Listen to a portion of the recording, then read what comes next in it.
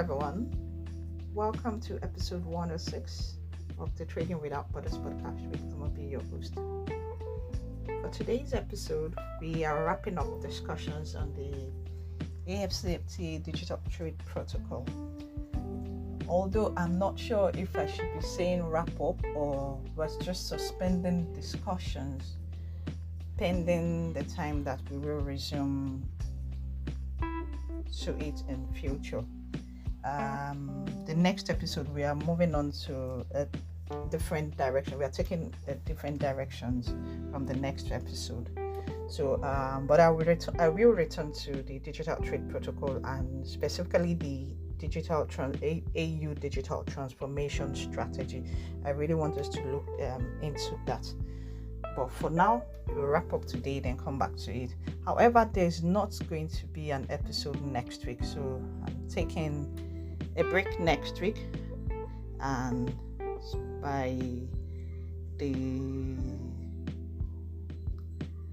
6th of June, I will come back with episode 107. So I'm taking a break after today's episode. So let's move into our discussions today. We are going to look at business and consumer trust, the provisions under business and consumer trust of the AfCFTA Digital Trade Protocol. So the first one we are looking at under it is source code, and it states that the state parties of the AfCFTA they shall not require the transfer of access to a source code of software owned by a person of another state party as a condition for the import, distribution, sale, or use of that software or of products containing that software in its territory.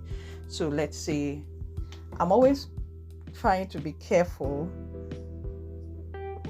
when I'm trying to use country as example. So that's why I say country A and country B. So let's say a citizen of country A wants to distribute, sell, or use a software in country B. So country B cannot ask that citizen of country A to submit its source code to it because they want to use it in its territory. So that's not allowed.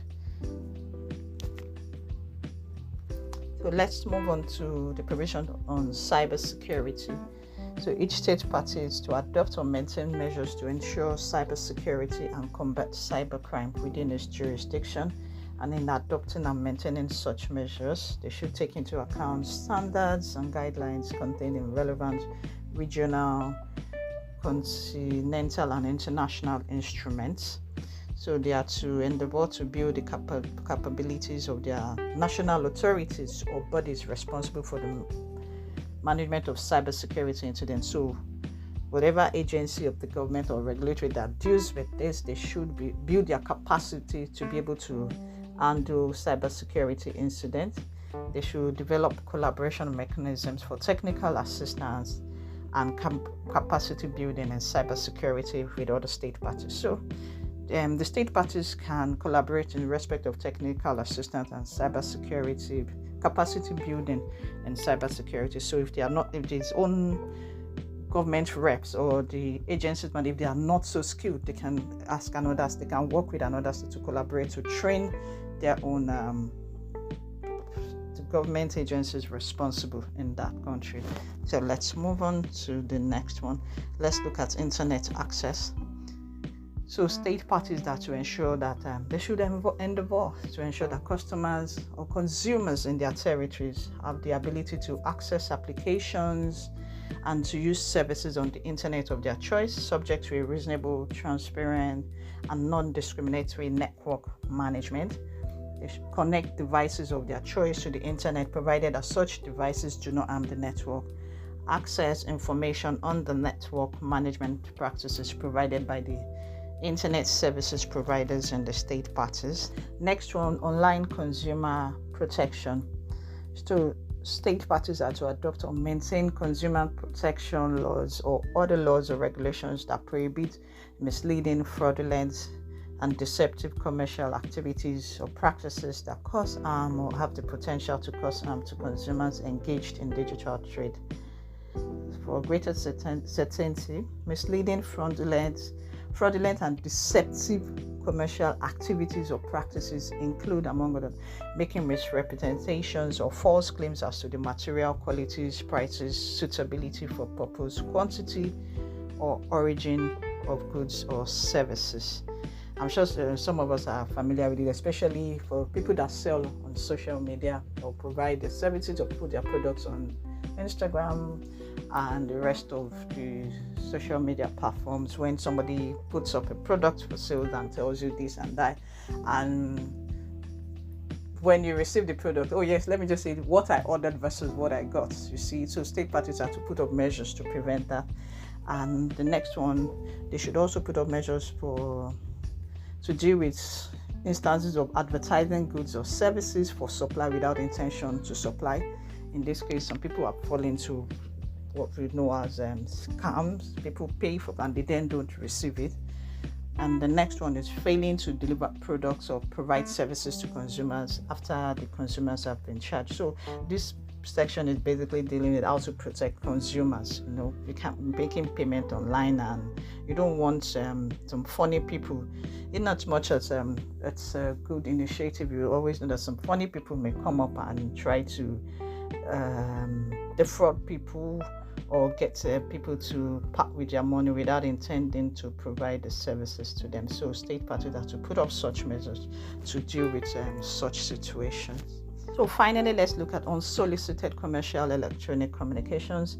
So state parties should adopt measures regarding unsolicited electronic communications that require consent of recipients to receive commercial electronic communications, require suppliers of unsolicited commercial electronic communications to provide recipients with the ability to periodically review their permissions and to opt out of the ongoing reception of those messages. For some of us, you might remember you receive email messages from vendors, from sellers, from different companies. Sometimes you feel like, oh, I didn't sign up for this, but then you just keep up with it. So they must have measures that should enable consumers to opt out of those communications if they are not interested.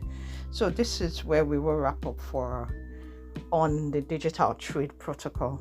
So for the AU Digital Transformation Strategy, when we come back, we're going to look at the foundation pillars covering enabling environment, policy, and regulation. I treated this one in one of the episodes.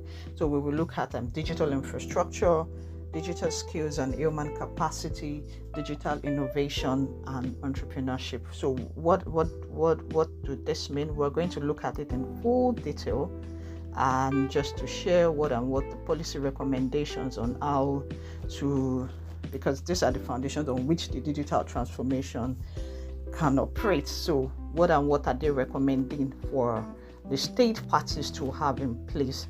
We will look at that in detail. And as usual, the podcast is for educational purposes only.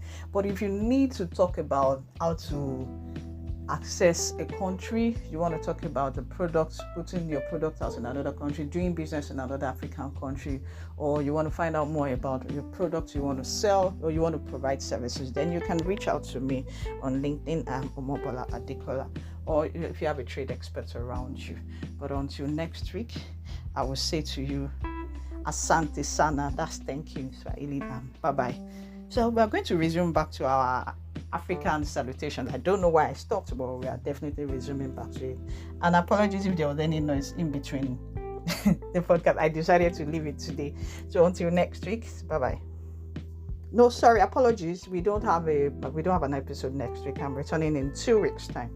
Thank you. Bye.